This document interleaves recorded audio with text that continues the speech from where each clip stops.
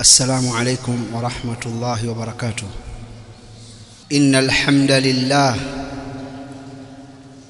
نحمده ونستعينه ونستغفره ونعوذ بالله من شرور أنفسنا ومن سيئات أعمالنا. من يهده الله فلا مضل له ومن يضلل فلا هادي له.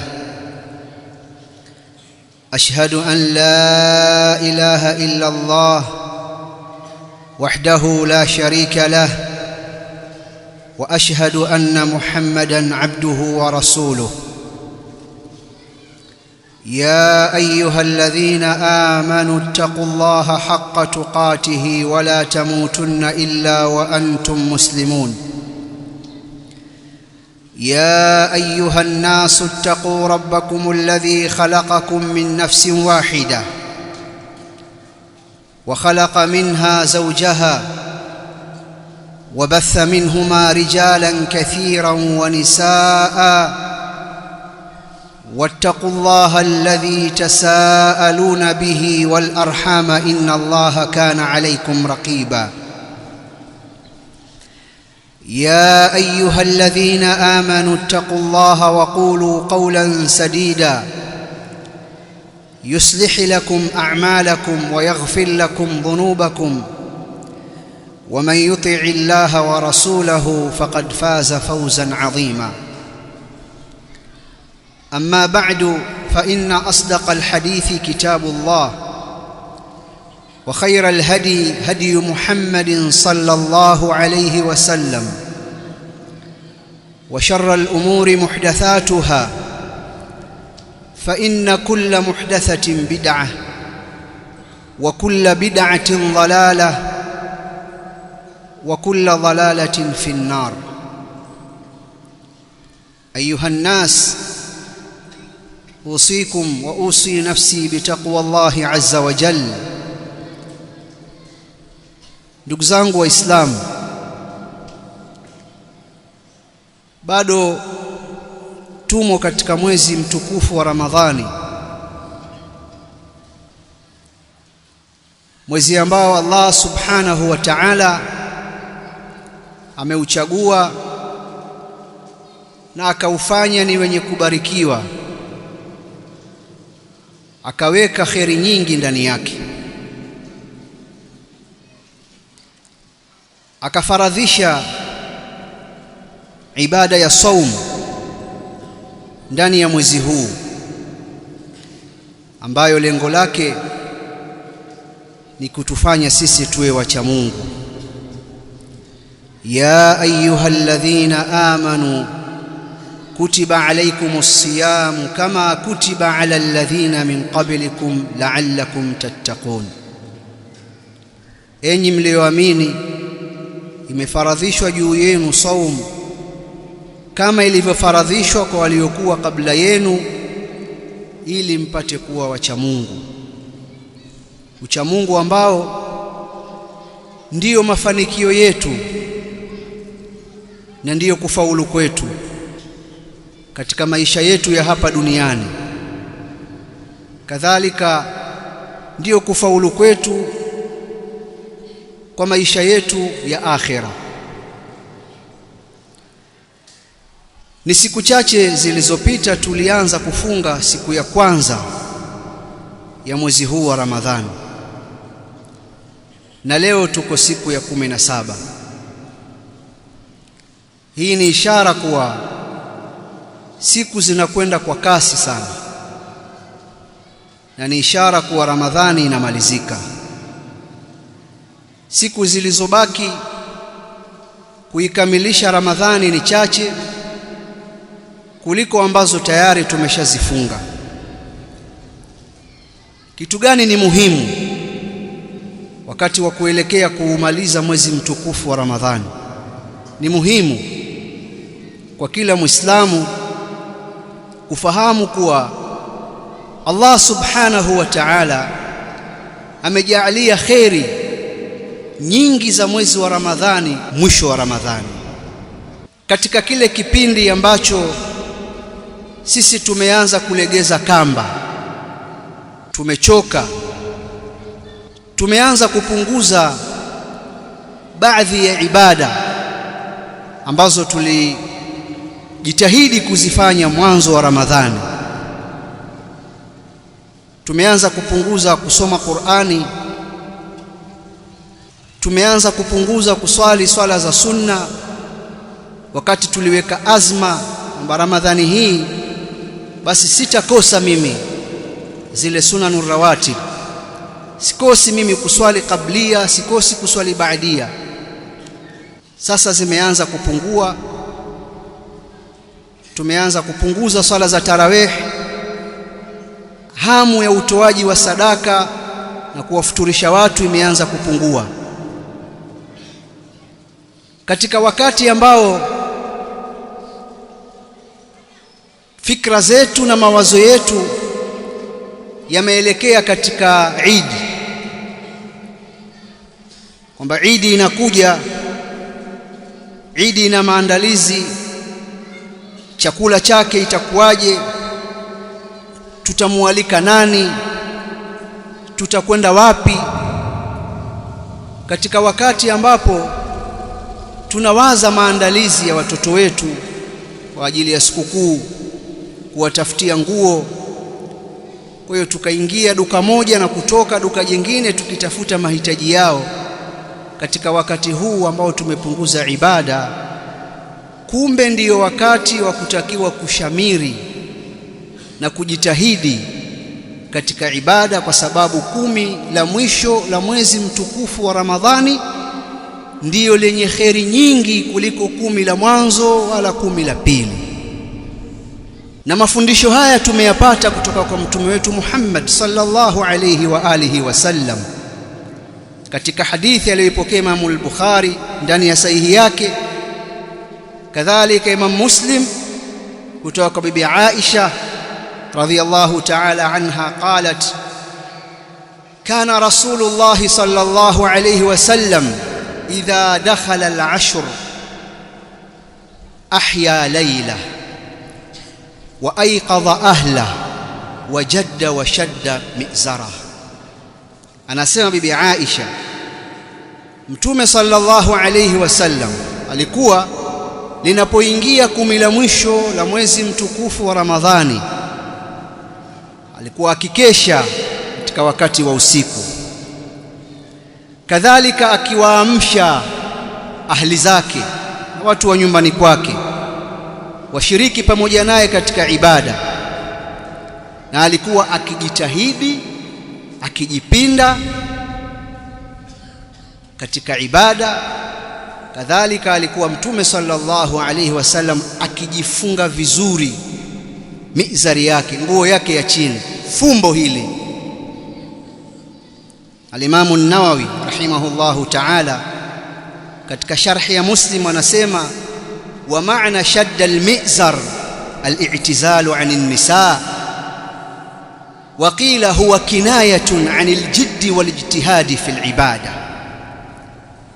Na maana ya kukaza mizar vizuri, kama mtu akisema anajifunga kibwebwe, maana yake ni kujiepusha na wanawake, akijitenga nao katika 10 hili la mwisho.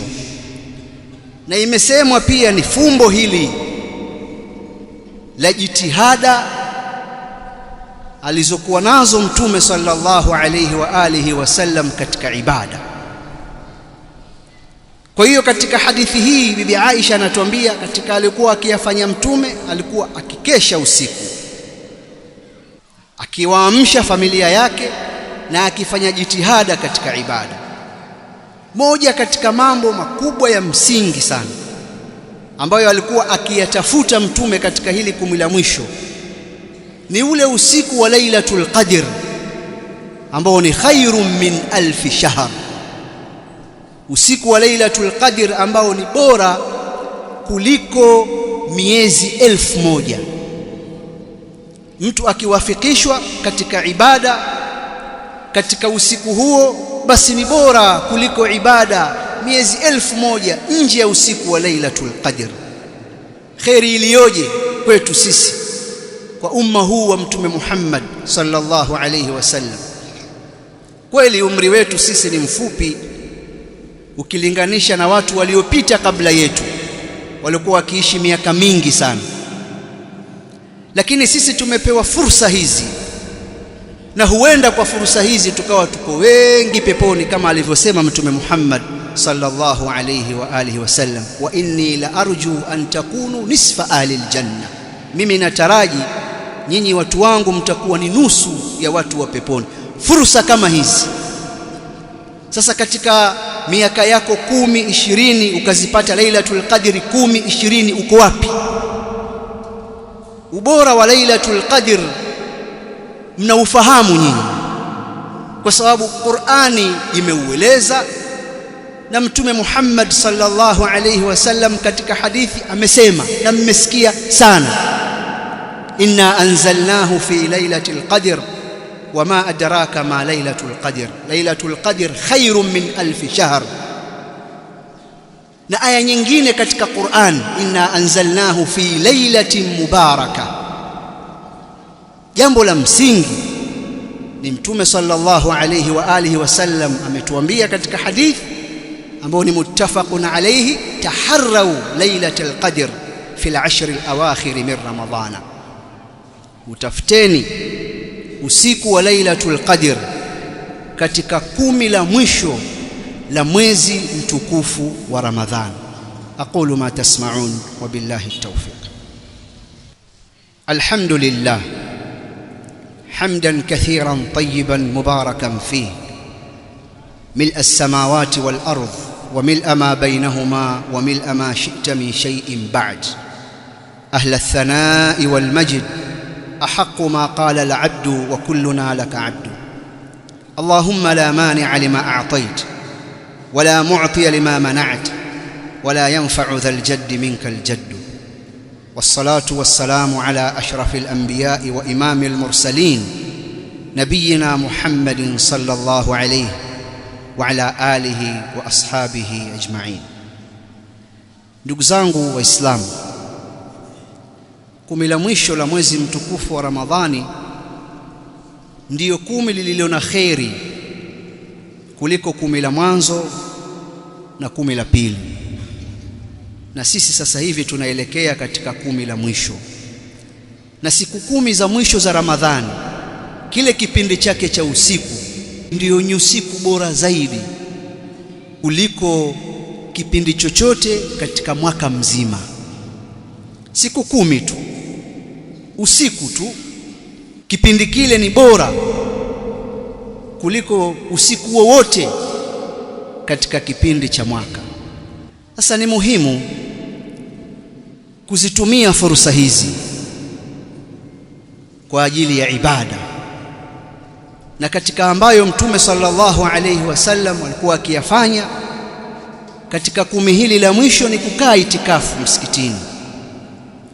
Na hivyo inapendekezwa mtu kukaa itikafu katika msikiti ambao unaswaliwa swala ya Ijumaa, ukatafuta sehemu yako, hapa mimi ndio nitakuwa nikifanya ibada zangu, nikisoma Qur'ani, nikimdhukuru Allah subhanahu wa ta'ala, nikiomba dua, nikiswali sehemu yangu hii hapa.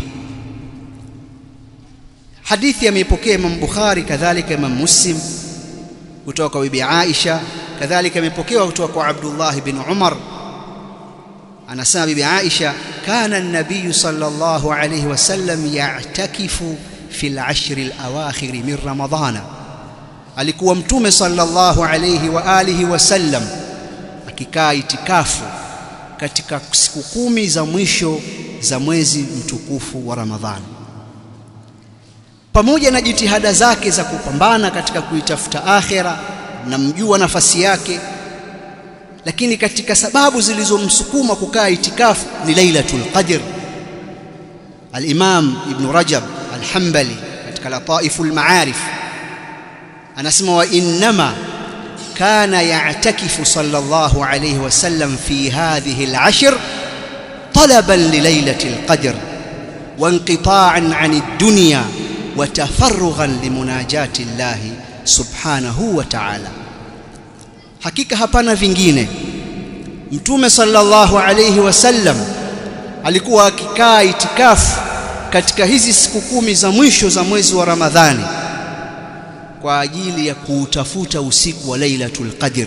Usiku wa Lailatul Qadr hutafutwa kwa sababu unapatikana katika siku 10 za mwisho, hasa katika zile siku za witri zile. Sasa lazima ufanye ibada hapo, na si kama wanavyowaza watu, na mambo haya yameshapitwa na wakati, kwamba utalala, utaota kuna jinyota limekuja limekuwakia. Hakuna. Ni usiku uliotajwa kwa alama zake, ambapo wewe unatakiwa uwe katika ibada wakati huo ili uzipate kheri zake. Kwa hiyo alikuwa akifanya itikafu kwa ajili ya kuutafuta usiku wa Lailatul Qadr, lakini pia kuikata dunia. Siku 10 si nyingi, kazi zipo, na maadamu sisi tuna watoto, tuna shida, tuna njaa, tuna afya, tutahitaji tu kwenda kazini, tutahitaji biashara, tutahitaji, zipo hizo. Lakini siku 10 si nyingi, kama ilivyokuwa mwezi wa Ramadhani wenyewe wote si mwingi, ayyama ma'dudat. Kwa al-Imam Ibn Rajab anasema pia ni kwa ajili ya kujikata na dunia, kadhalika kupata faragha ya kumnong'oneza Allah subhanahu wa ta'ala. Wakati mwingine tunatoa mifano kwa ajili ya kuyakurubisha mambo. Siku 10 kwetu ni nyingi kujipinda kwa ibada, na hatuwezi kukesha, hatuwezi kutumia usiku mwingi kwa ajili ya ibada. Lakini kuna mambo mangapi ambayo sisi tulishawahi kukesha kwa ajili yake? Sio mambo ya ibada, hayajazi chochote katika akaunti zetu za akhira. Mambo mangapi?